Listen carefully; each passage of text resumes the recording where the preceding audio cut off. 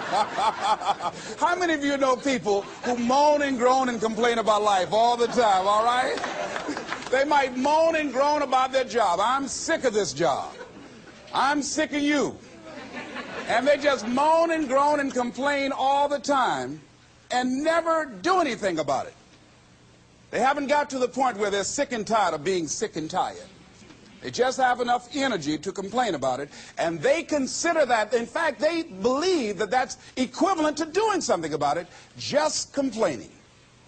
No, that can't get you where you want to go. That cannot create your reality for you. The other thing that keeps most people from realizing their true greatness and their true potential, circumstances, their environment. There are many people who believe because of where they're born, because of the area where they are in life and where they find themselves, that's all they know. Given my circumstances, ladies and gentlemen, I shouldn't be doing what I'm doing right now. See, I know something about you, even not knowing you, that you've got greatness within you. You have the ability to do things that you can't even begin to imagine. You have talents and skills in you that you haven't even begun to reach for yet. No one could have convinced me, given my circumstances, given my background, that I would be doing what I'm doing right now. I was born in Liberty City on a floor on 62nd Street, my twin brother and me. When we were 6 weeks of age, we were adopted. When I was in 5th grade, I was identified as EMR, labeled educable mentally retarded, and put back from the 5th grade into the 4th grade, and stayed in that category until I got out of high school. I have no college training, but here's what happened. I had an intervention in my life. A man who saw something in me at a time that I did not see something in myself.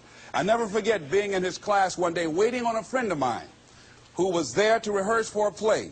He did not show up, and he asked me to go up to the board and write something on the board. And I said, I can't do that, sir. He said, why not? I said, well, I'm in a special education class. He said, what do you mean? I said, go up to the board and write what I'm about to tell you. I said, I can't do that, sir. Why not? I'm educable mentally retarded. And he came from behind his desk. He said, don't ever say that again. Someone's opinion of you does not have to become your reality. And that changed my life. It was Oliver Wendell Holmes who said that once a person's mind is expanded with an idea or a concept, it can never be satisfied to going back to where it was. So some of you are going to experience a breakthrough. Some of you are going to go back and look at your dreams and brush them off. Some of you are going to begin to look at yourself and say, hey, look here, I know I have not done all that I can do.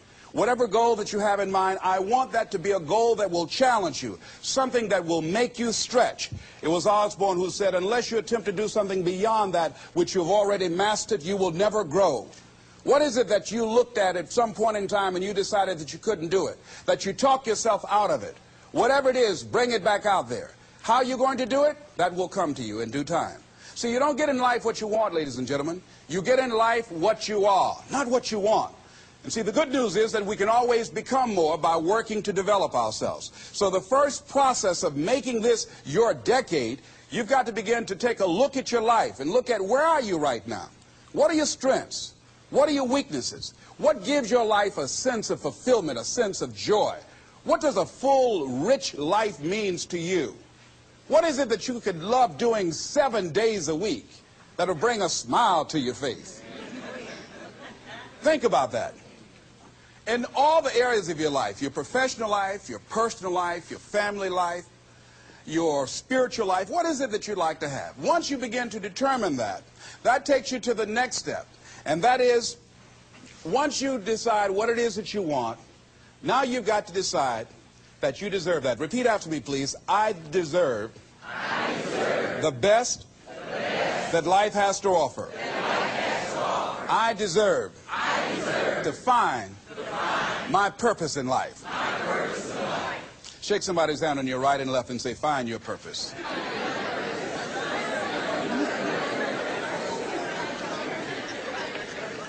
Do you know by actively pursuing your purpose, it could perhaps extend your life? The #1 killer in this country of all the diseases we have, heart disease. That's the #1 killer. And if you ask most people, when is it that the majority of people have their first major heart attack? Some people will tell you as a result of obesity, or smoking cigarettes, or high cholesterol, or high blood pressure. And all of those are contributing factors. However, the truth of the matter is that most people don't realize that the majority of people suffer their first major heart attack on Monday morning between 8 a.m. and 9 a.m. People getting ready to go to jobs that they don't like, jobs that are making them sick. You see, when you're not pursuing your goal, you are literally committing spiritual suicide. When you have some goal out here that you're stretching for and reaching for that takes you out of your comfort zone, you'll find out some talents and abilities you have that you didn't know you have. I started speaking just to elementary school kids because I knew they didn't know what I was talking about. And they gave me all kind of standing ovation. We like you, yeah. Then I graduated up to junior high school and then to senior high school and then to various community groups and church groups and civic associations and then to colleges and to businesses. Now I'm traveling across the country and then traveling nationally and internationally.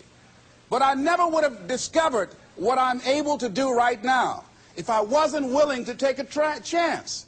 And you've got to be willing to do that. You've got to believe in yourself. I was doing work for a major corporation and they were having a major downsizing. It's just another terminology for major firings. And so the people that were working there, they approached them and said, listen, you are eligible for early retirement. We will give you a buyout package of $300,000 if you take it within this time frame. However, after this time frame, when we have the downsizing, you might be among the people cut and you will lose all of benefits that we're talking about right now, and the most you can get is 2 weeks severance pay. Ladies and gentlemen, only 50% of the people that were eligible took this. Let me tell you something. If I'd been there, I'd have gone to ask for your check.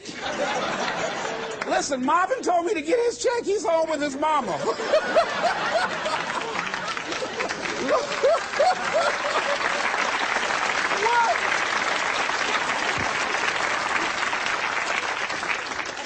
I would have taken that money so quick and had other people checks. They said, Les got your check.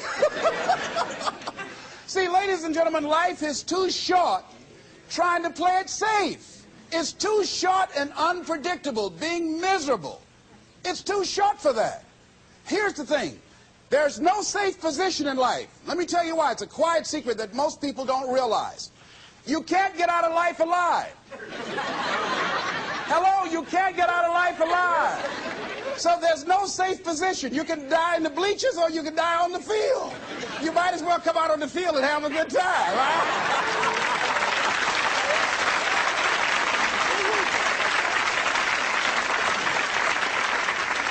So if you want to make this your decade, you've got to decide to be bold. See, you got to be bold in life.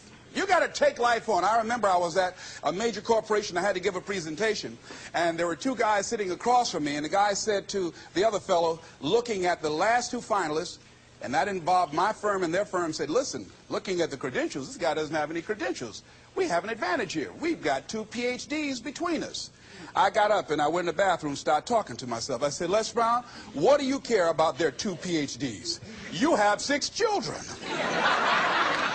And a mama to take care of. And I went in that meeting, and first of all, I went there walking bold, looking good, feeling good, and smelling good, all right?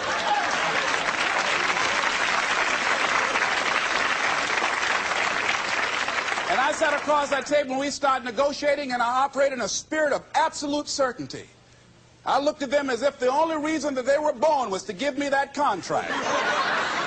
They survived 1 out of 9 million sperms to carry out this transaction. And I got the contract. Hello.